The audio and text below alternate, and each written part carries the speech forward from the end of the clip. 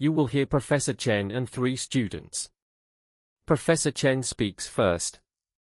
Among the students, Priya speaks first, Lucas speaks second, and Tessa speaks third. Priya, Lucas, and Tessa, today we need to assign clear roles for your group project on reducing food waste in university cafes. You have a promising topic, but the proposal currently says that everyone will help with everything. We thought that would sound cooperative. Cooperation matters, but shared responsibility without named owners often creates gaps. Let us decide who leads each task while still allowing everyone to comment. Should we begin with project coordination?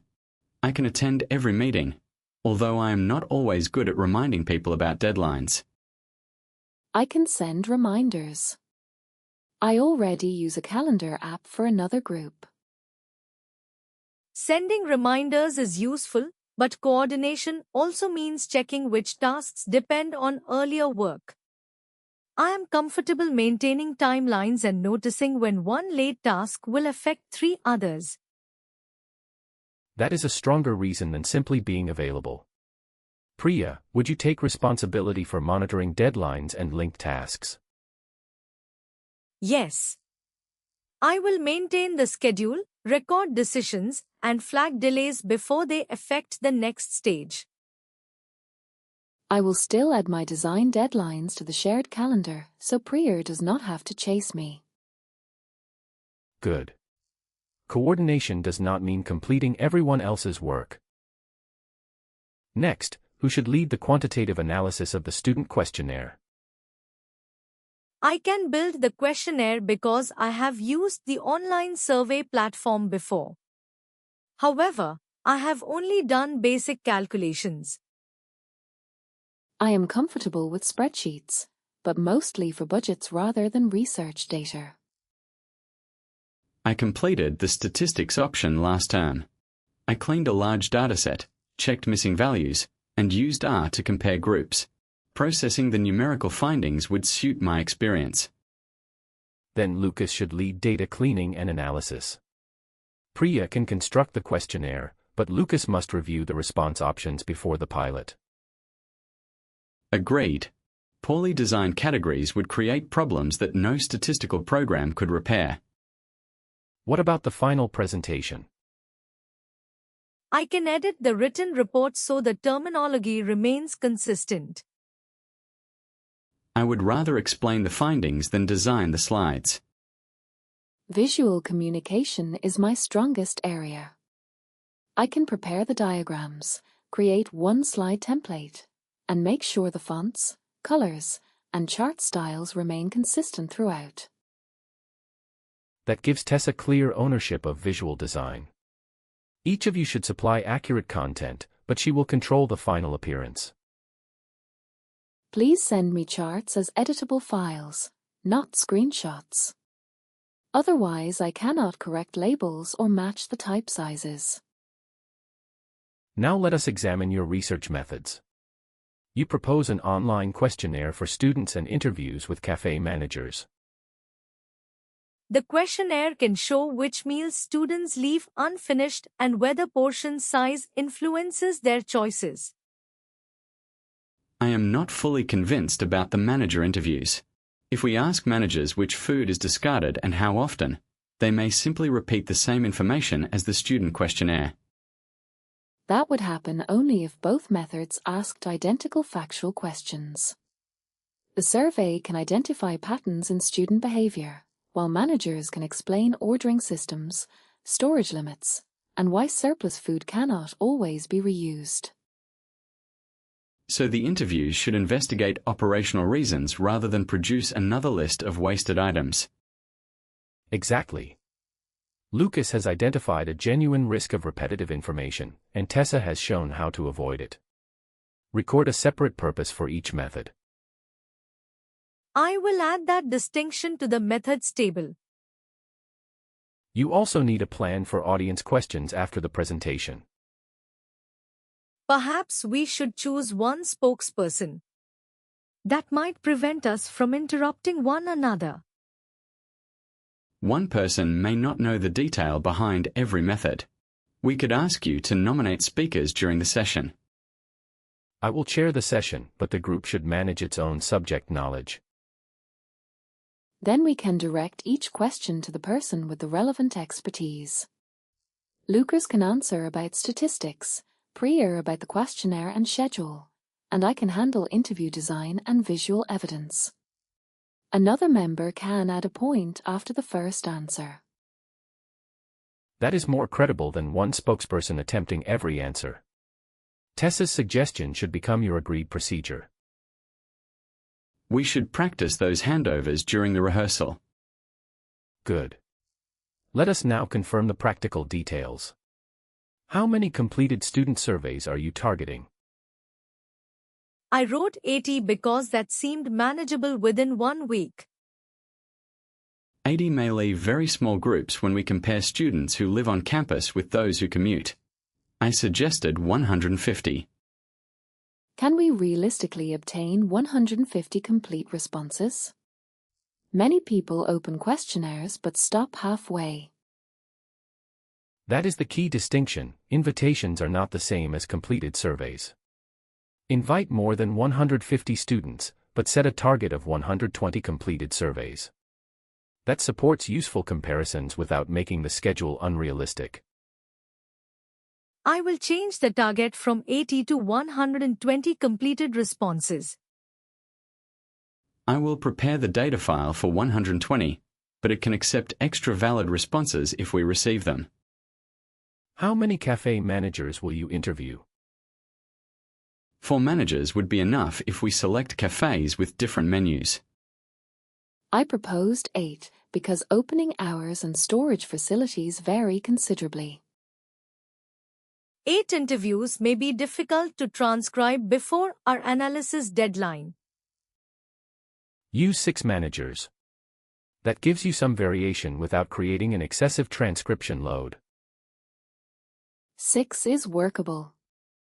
I can interview 3, and Priya can conduct the other 3 while Lucas monitors the survey.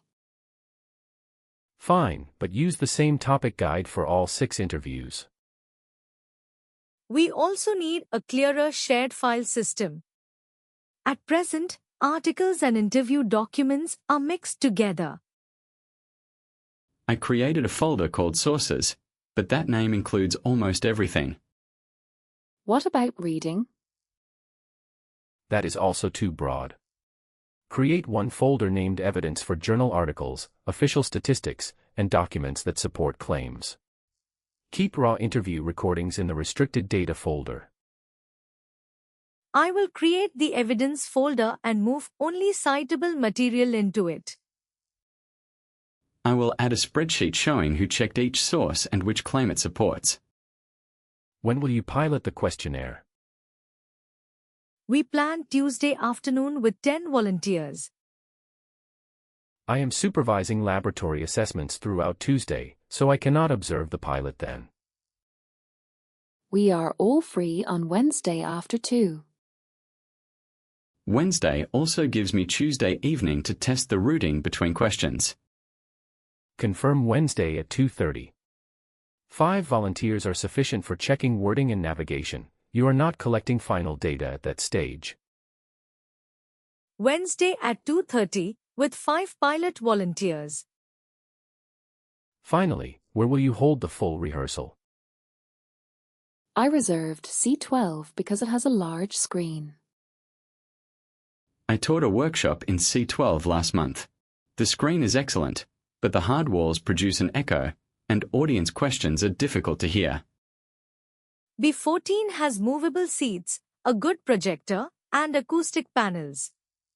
It is available on the Friday morning before our presentation.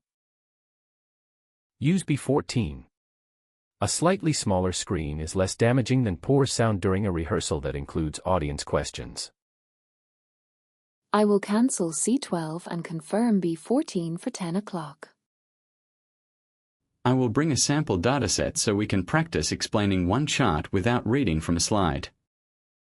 I will update the task list. I coordinate deadlines and build the questionnaire. Lucas leads numerical analysis, and Tessa controls visual design. Our targets are 120 surveys and 6 manager interviews.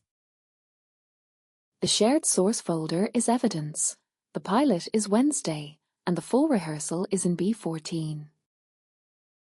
Good. Your roles are now distinct, but the decisions remain collaborative. That balance should make the project more efficient and make each speaker's contribution easier for the audience to recognize.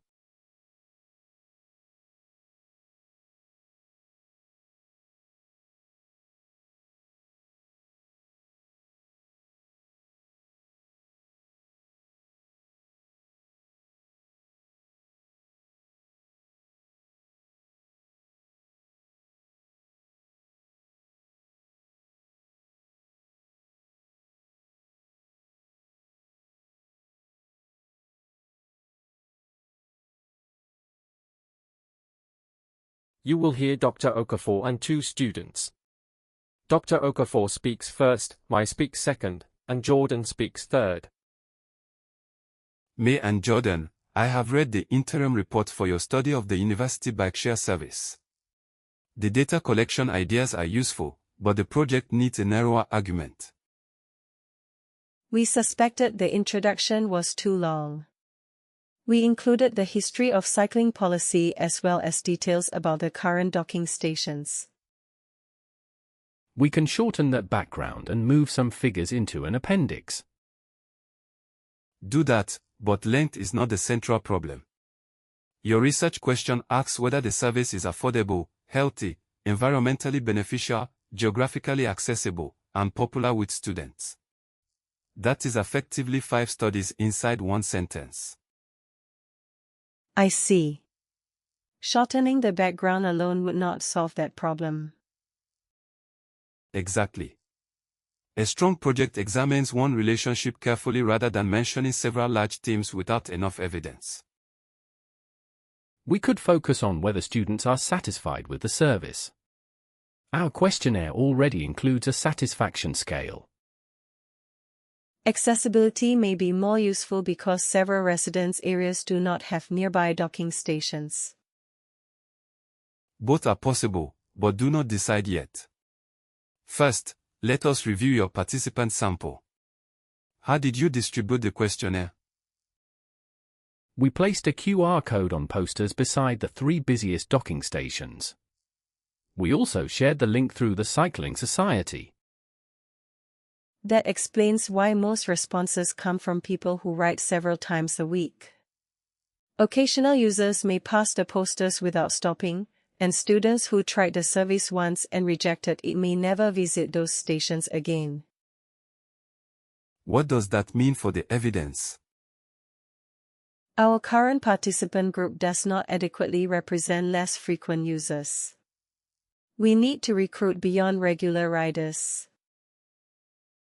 We could put the questionnaire in the general student newsletter and approach people near residence halls rather than only near bicycles. Good. Keep the existing responses, but broaden recruitment and record how often each participant uses the scheme. The questionnaire tells us what people say, but it may not show what happens when they actually try to borrow a bicycle. We ask whether the booking screen is easy to use. Yes, but people may not remember a brief problem. I suggest direct observation at one docking station. We could record hesitation at the screen, failed unlock attempts, and people who abandon a journey before taking a bicycle. Observation is appropriate if you do not record names or identifiable images. Why is it useful here? It could reveal behavior that participants may not remember or consider important enough to report. We should create a simple checklist so both observers classify the same behavior consistently. Agreed. Pilot the checklist together before collecting formal observations. There is another issue in the responses. Students living in the eastern residences report more difficulty finding an available bicycle, but the difference is hidden in the overall average. I can produce separate bar charts for each residence area. Charts will help, but a map may communicate the pattern more clearly. If we plot reported problems beside docking station locations, we may expose a geographic pattern between distance, demand, and complaints. Use both forms during analysis, then retain the clearer visual in the report. Maze mapping suggestion connects the responses to the physical service. If Eastern students have fewer bicycles, our conclusion could say that adding docks there will reduce car journeys to campus. That claim is too strong. Your study measures reported experience with bike sharing, it does not measure whether the same students would otherwise drive. We can recommend investigating additional capacity without claiming a proven reduction in car use. Correct. The final recommendation must remain cautious and must not claim more than your evidence demonstrates. Use phrases such as, "the findings suggest," rather than, "the project proves." Understood. We will distinguish evidence, interpretation, and recommendation. Now we can confirm the revised plan. Which single service issue best connects your questionnaire, observation, and location data? Access connects strongly to the map, although it does not fully include failed unlock attempts. Satisfaction includes everything, but it may still be too broad because students can be satisfied for many unrelated reasons. Focus on service reliability, whether a suitable bicycle is available and whether the borrowing process works when a student needs it. Reliability gives us a precise outcome for both the questionnaire and observation. I will revise the title to Student Experiences of Bike Share Reliability. Good. How many completed survey responses do you now have? 60. I hope to reach 120 after the newsletter is sent. A further 60 complete responses in 1 week may be unrealistic, especially if we need occasional users. Set a target of 90 completed responses. That gives you 30 more cases and leaves enough time to clean the data. 90 is manageable. I will monitor frequency category so we do not simply collect 30 more regular riders. Where would the observation take place? The station outside the library has heavy use, but most users there already know the system. The South Gate station is quieter and would not produce enough observations within our available time. The North Gate receives new visitors from the bus interchange as well as regular students. It should show a wider range of behavior. Select the North Gate. Observe at both morning and evening peaks so one period does not distort the findings. I will check whether security staff need advance notice. You also propose short follow-up interviews. How long will they last? I wrote 15 minutes because participants may be in a hurry. I prepared enough prompts for 30 minutes, particularly if someone has experienced several service failures. 15 may produce superficial explanations, while 30 is difficult to arrange beside a travel survey. Limit each interview to 20 minutes and prioritize the questions about reliability. 20 minutes maximum. I will remove the general questions about exercise habits.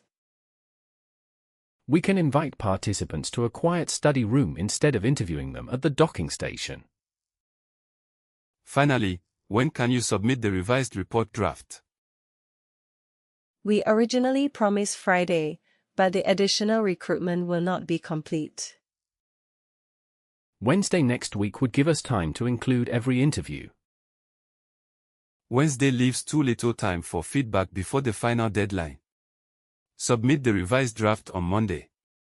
It may contain a provisional interview summary, but the method and survey analysis must be complete. Monday works if we finish observation by Thursday. I will clean the survey data on Friday and prepare the reliability tables over the weekend. Summarize the confirmed revisions. The project will focus on service reliability, and the survey target is 90 completed responses. We will observe at the North Gate, limit follow-up interviews to 20 minutes, and submit the revised draft on Monday. Good. The revised project is narrower, the sample will be more balanced, and your recommendations will remain proportional to the evidence.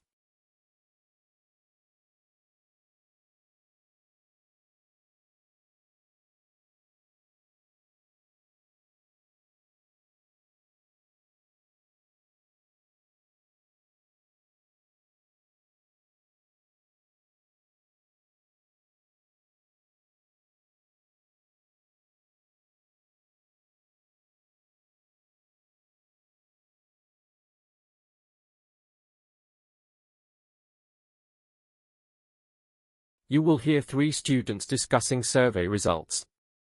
Amora speaks first, Felix speaks second, and Sophia speaks third. Felix and Sophia, we need to agree on the main findings from our survey of library study spaces before we meet the facilities committee.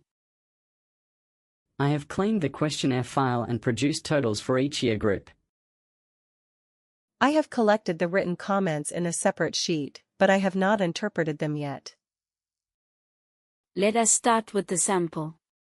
How evenly are the year groups represented? Second-year students form 31% of responses, third years form 29%, and final-year students account for 27%. First years provide the remaining 13%. At least every year group appears in the data. Yes, but appearance is not the same as adequate representation. First-year students make up nearly a quarter of the university population, yet they provide only 13% of our responses. They may use the library less because many introductory courses provide online materials.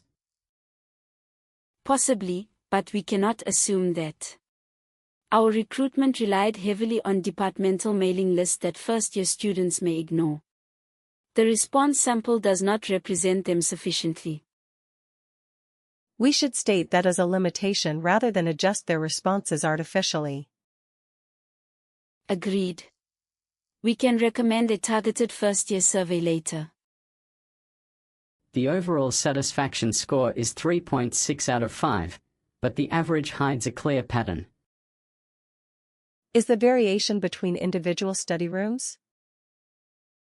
There is some room-level variation, but the stronger difference concerns time. Morning users give high ratings, while students arriving after 4 report crowding and difficulty finding sockets. Then one overall average is misleading. Exactly. We should analyze satisfaction according to time of day, perhaps morning, afternoon, and evening. That will show when the service performs poorly. We can still include room type as a secondary variable if the groups are large enough. Use time bands in the main table and room type in an appendix. The written comments may explain the lower evening ratings. There are more than 300 separate comments, and several mention people talking in silent areas. I can read through them and highlight anything related to sound. We should also search for comments about seating and temperature. Searching for words is not enough because students describe the same problem differently. Before interpretation, we need an agreed classification system for themes such as noise, equipment, comfort, and staff support. You mean a coding framework? Yes. 2 of us should code the same first 30 comments, compare our decisions, and revise unclear categories before dividing the rest. That will reduce the risk that one person treats busy as a noise complaint while another treats it as a seating complaint. Sophia, please draft the coding definitions. I will test them with you on the first set. Fine. I also prepared a chart combining satisfied and very satisfied responses. That gives us a simple positive percentage. Where did you place the neutral responses? I added them to the positive side because those students did not express dissatisfaction. We should not do that. Neutral means neither satisfied nor dissatisfied, it is not evidence of satisfaction. Keep it as a separate category. You are right. Otherwise the chart would exaggerate approval. We can display 5 categories in the detailed table and 3 groups in the presentation: positive, neutral, and negative. That is transparent as long as the grouping is explained. The committee will probably ask whether students' reports of crowding match actual building use. The room booking system may provide some evidence. Booking records cover reservable rooms, but most library desks do not require bookings. We should compare students' reported experiences with physical occupancy counts from the entry census and floor checks. That would show whether low evening satisfaction occurs when the building is genuinely near capacity. It may also reveal areas that look crowded while other floors still have empty seats. I can request anonymized hourly entry counts from library management. Good. We have 5 interpretive points. Now let us confirm the figures and recommendations that will appear in the presentation. The online system received 200 submitted questionnaires.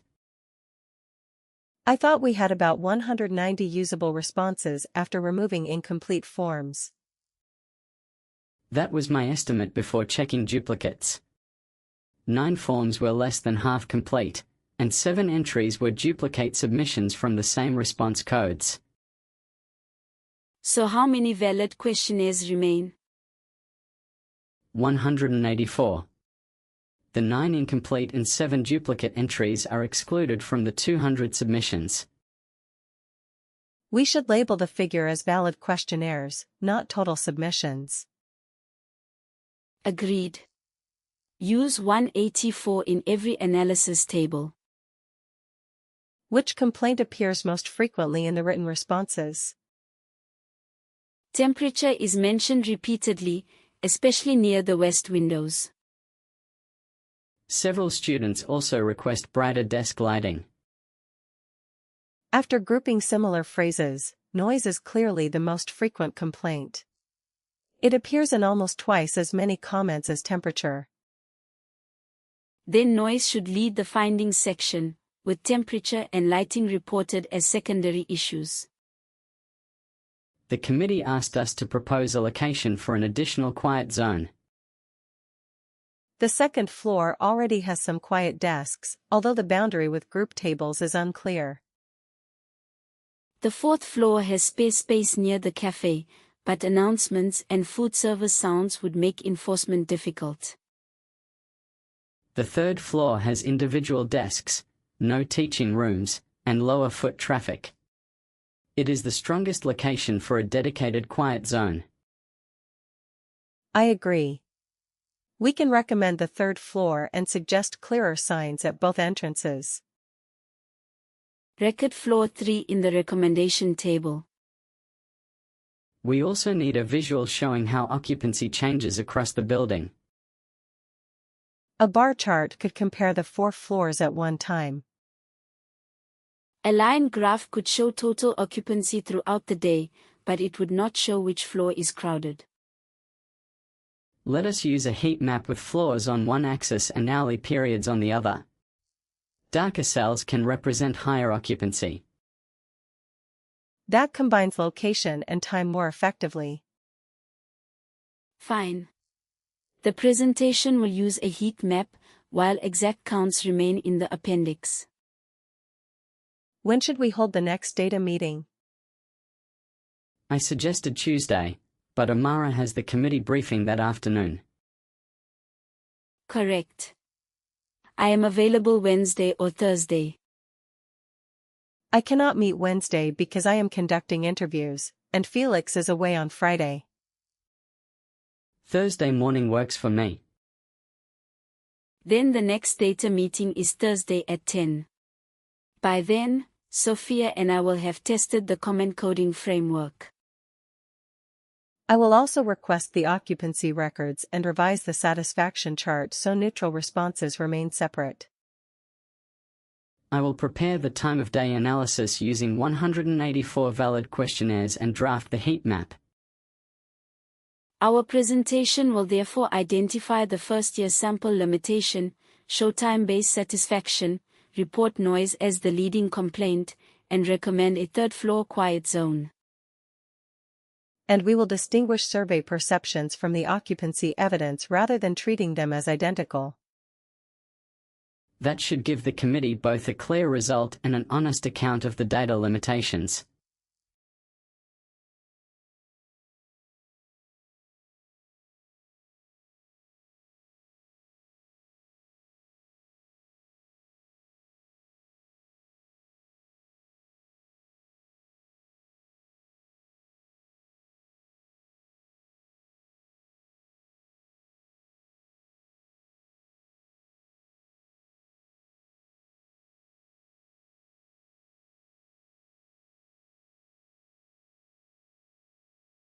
You will hear 3 students preparing a debate.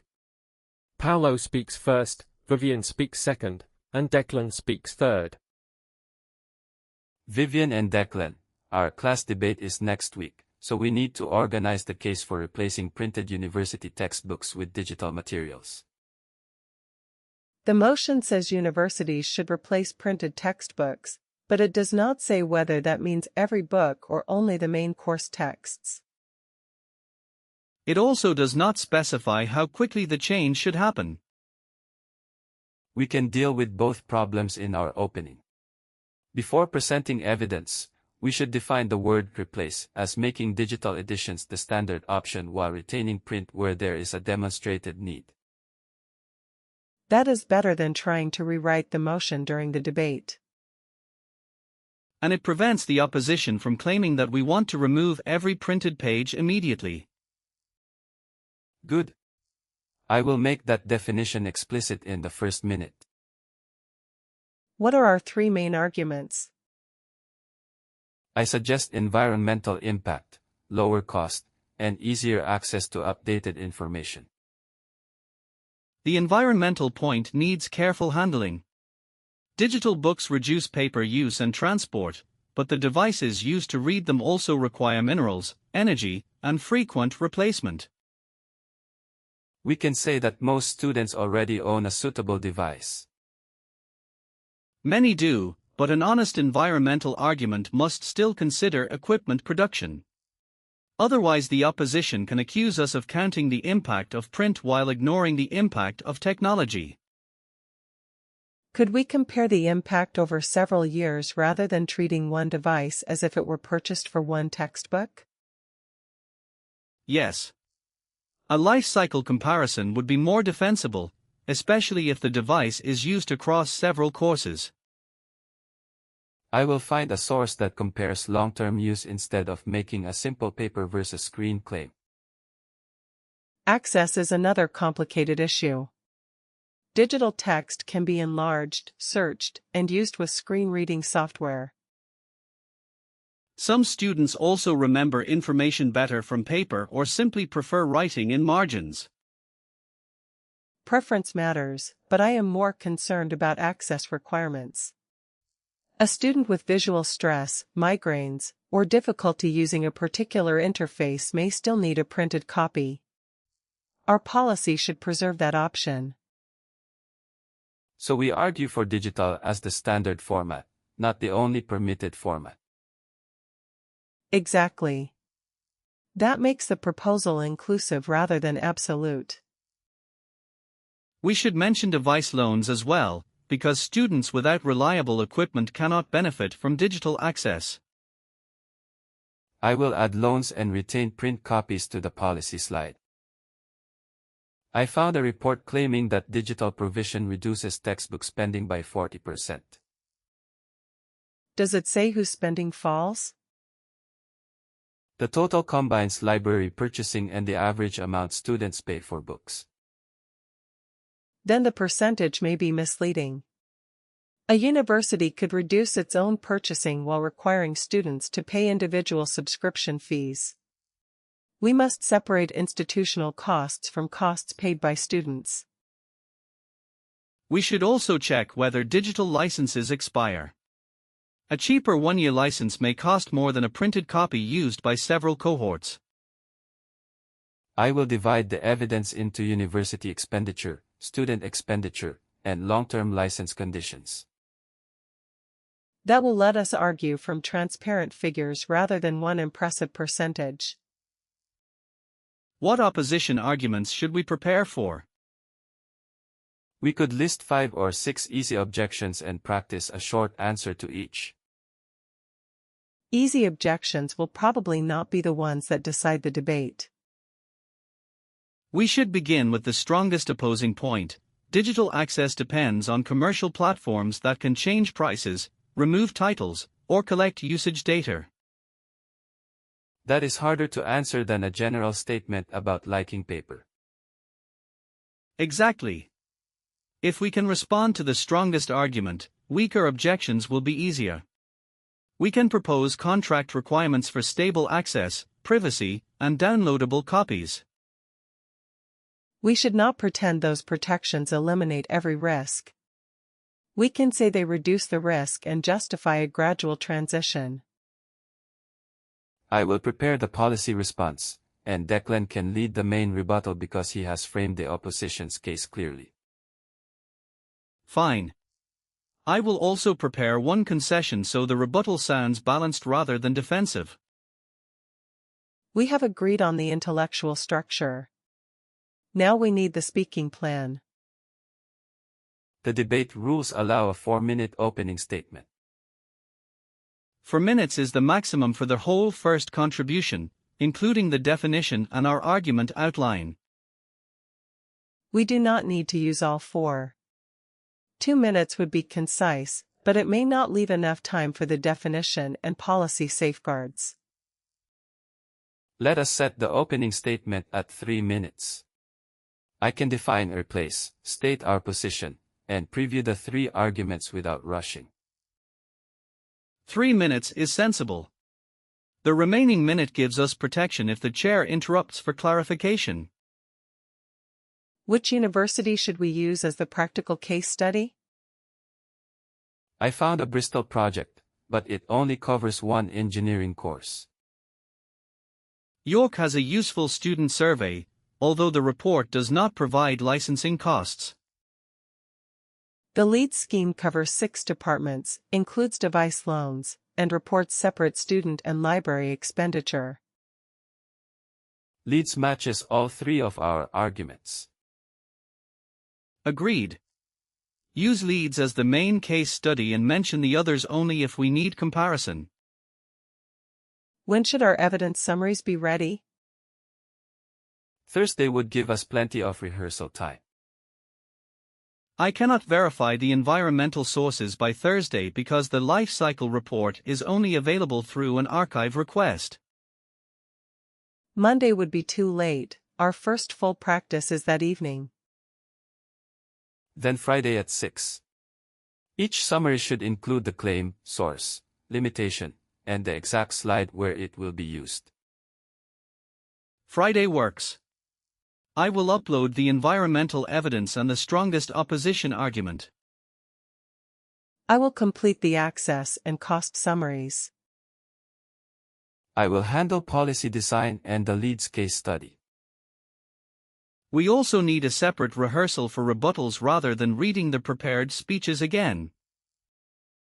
I tried to reserve room D16 for Saturday morning, but another debate group has it. The booking email says D62 is free. Check that number. This building only has rooms up to D40. You are right, I reversed the digits. The available room is D26. D26 has movable chairs, so one of us can sit opposite the other 2 and act as the opposition. Confirm D26 for the rebuttal rehearsal. Who will give the final summary? I am handling the main rebuttal, so another speaker should close. Paolo already gives the opening and presents the lead's case. I can give the final summary, connecting the environmental, financial, and access arguments without introducing new evidence. That balances the speaking time. Vivian closes, Declan leads rebuttal, and I open. During the summary, remind the audience that our position is gradual digital standardization with protected alternatives, not an immediate ban on print. I will end with that distinction and return to our definition of replace. Let us confirm the practical details. The opening is 3 minutes, leads is the case study, and evidence summaries are due Friday.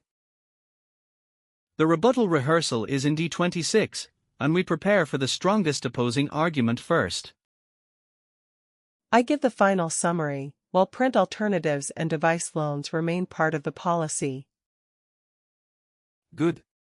Our case will be stronger because it acknowledges genuine risks instead of presenting digital materials as a perfect solution.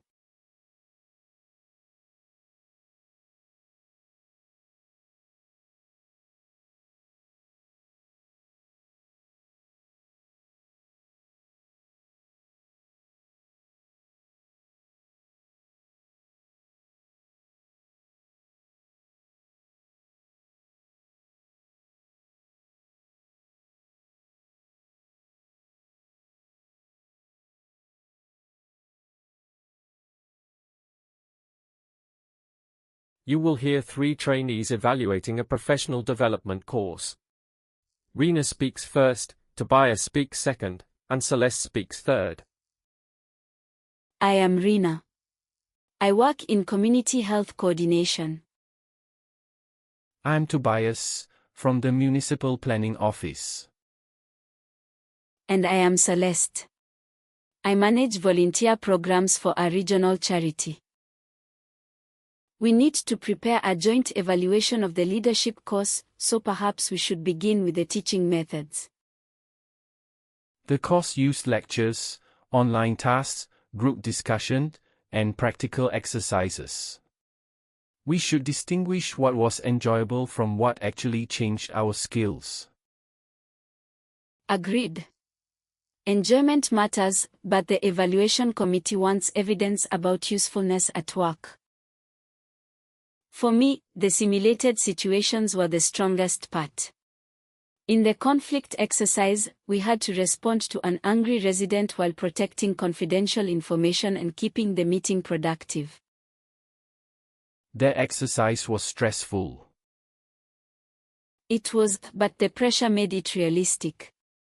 Reading a list of communication principles would not have shown how quickly I interrupt someone when I feel responsible for solving the problem.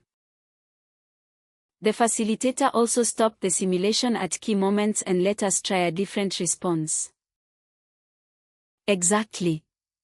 Those realistic scenarios revealed habits that ordinary discussion had not exposed. I preferred the planning case because it included budgets and deadlines, although the online preparation for it caused problems. Was that when the website failed? I had one login failure on the first evening, but technical support reset my password. My concern was not the login. Several online tasks had unclear directions. One screen said to rank the options, while the next asked us to justify the selected response, without explaining whether we should justify our first choice or the group's final choice. I remember people uploading different kinds of answers. Exactly. The ambiguity made it difficult to know whether we were practicing judgment or simply guessing what format the trainer expected. The revised course should include an example response and a clear completion checklist. What did you think about peer feedback?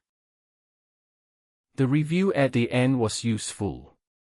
My partner noticed that my action plan had no measure of success. The final comments improved my summary as well. I agree, but receiving peer comments only in the final week was too late. We should exchange feedback after the first major assignment, while there is still time to apply it to later tasks. So you want the same activity move earlier rather than an additional assessment? Yes. Early peer comments should shape our development, not merely explain weaknesses after the coursework is finished. We can recommend one short peer review in the second week and a fuller review near the end. The late trainer clearly understood organizational leadership. Her explanation of stakeholder resistance was excellent. She had worked across government and charities, so she could answer questions from different sectors. Her expertise was strong, but some supporting material needed updating. One case study referred to communication practices from more than 10 years ago, and several software screenshots showed menus that no longer exist. That could confuse participants who have never used the system. The underlying leadership principles may still be valid. Certainly, but current examples would make those principles more credible. We should praise the trainer while recommending newer case studies and images. What support should be offered after the course? Another half-day workshop after 3 months could refresh the main ideas. A group session would also let participants report which techniques worked. That might repeat content people already understand. I would prefer continued individual guidance, perhaps one mentoring conversation after we return to work and another after 6 weeks. Why individual rather than group support? Each participant faces a different implementation problem. A mentor could discuss my confidential staff issue without requiring me to describe it to the whole class. A short mentoring scheme would require more staff time, but it could produce better evidence of workplace change. We could recommend mentoring as the priority and retain a shared online forum for general questions. That gives people both privacy and peer contact. We have our 5 opinion points. Now we need concrete recommendations for the evaluation form. The course currently lasts 4 weeks, with 2 long sessions each week. 4 weeks felt rushed because assignments were due while we were still learning the relevant method. I considered extending it to 8 weeks and holding one shorter session each week. 8 weeks may create attendance problems, especially for participants who travel from other regions. 6 weeks would provide more reflection time without doubling the commitment. 6 weeks also allows the early peer review in week 2 and mentoring after completion. Let us recommend a 6-week course. Which session should receive the highest usefulness rating? The presentation session improved my slide structure, and I used the template at work last Friday. The budgeting session contained practical tools for comparing program costs. Both were useful, but the negotiation session combined preparation, listening, concessions, and a realistic role play. It was the only session that every participant rated either useful or very useful in the quick survey.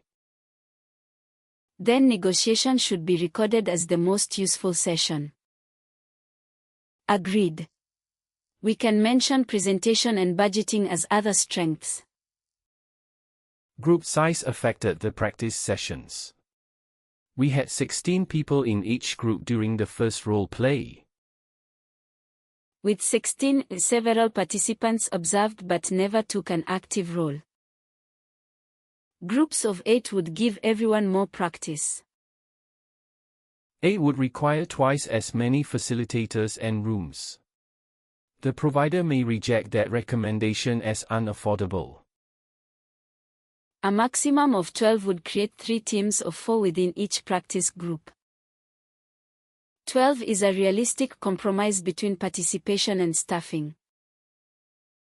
Record 12 as the maximum group size. We should also recommend a better platform for the online material. The current Moodle area contains duplicated files and old links. Could the provider use Microsoft Teams? Most participants already use it for meetings. Teams is effective for discussion, but long-term course materials can become difficult to organize across channels. Canvas offers clearer modules, completion requirements, and embedded examples. The provider already uses it for another program. Then moving revised materials to Canvas would not require a completely new institutional system. Use Canvas for course content and keep email notifications for deadlines. Canvas is confirmed. When must we submit the evaluation report? The administrator initially requested Friday. Friday is too early because the final participant survey does not close until that evening. We could ask for Wednesday next week. Wednesday would delay the committee meeting and leave no time for them to circulate our findings. Monday gives us the weekend to include the final survey without delaying the committee.